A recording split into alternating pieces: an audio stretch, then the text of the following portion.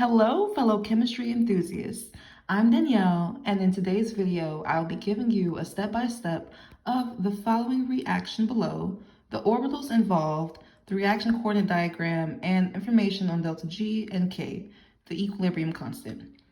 So here we have question 3b, which is a hydrolysis reaction, which simply means that water is used to break bonds and progress the reaction, as you can see by water and the product.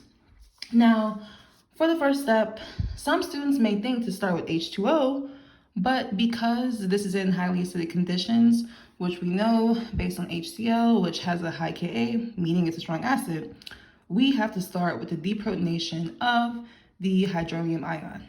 So the sp2 electrons in the highest unoccupied molecular orbital of that carbonyl O transfer to the lowest unoccupied molecular orbital, which is the sigma star orbital of the OH, which then breaks the OH bond and the hydronium ion and protonates the carbonyl oxygen.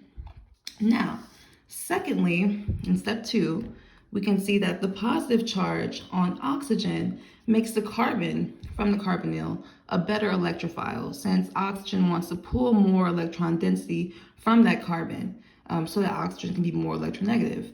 This makes the water, which acts as a nucleophile, meaning it's more attracted to the partially positive carbon, attack the carbonyl's carbon. So the highest occupied molecular orbital, aka HOMO, containing hybridized sp3 electrons of the water molecule, interact with the lowest unoccupied molecular orbital, aka LUMO, of the carbonyl, which is the pi star orbital of CO.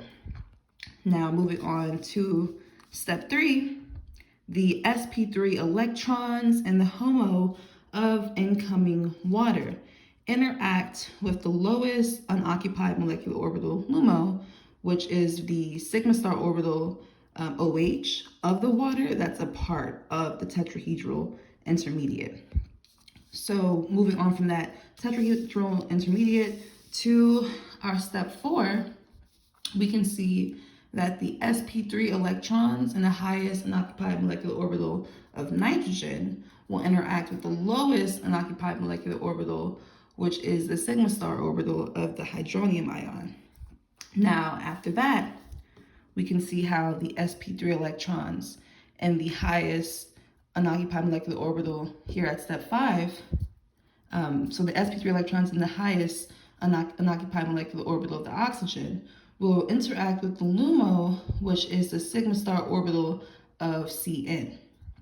Now, moving on to step 6, we can see the finalized ring that's open. So once that ring opens, it shows how the HOMO of the sp3 electrons in water interact with LUMO, which is sigma star OH, which then results in the deprotonation of the carbonyl oxygen.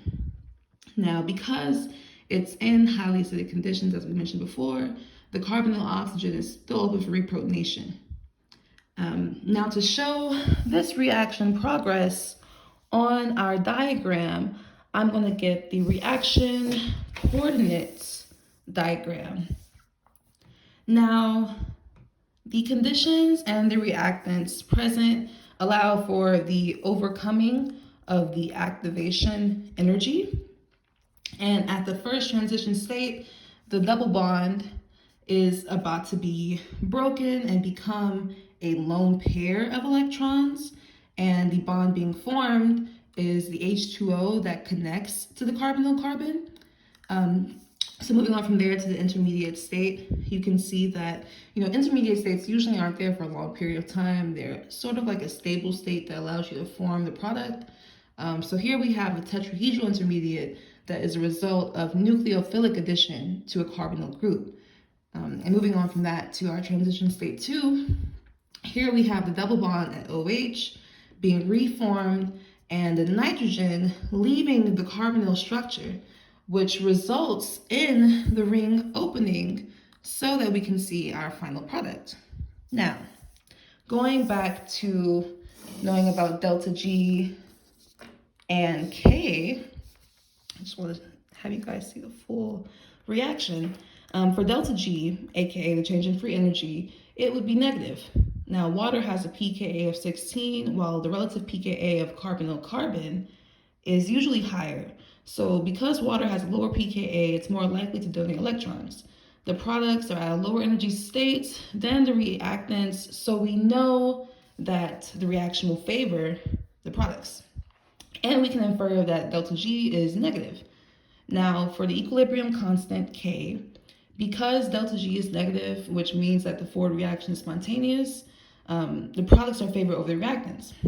This means that K is greater than 1 since the equilibrium is shifted towards the products. Now, that's basically all for it, folks. This is how a hydrolysis reaction with these molecules in highly acidic conditions occurs. Hope you enjoyed this chemistry video. Thank you for watching.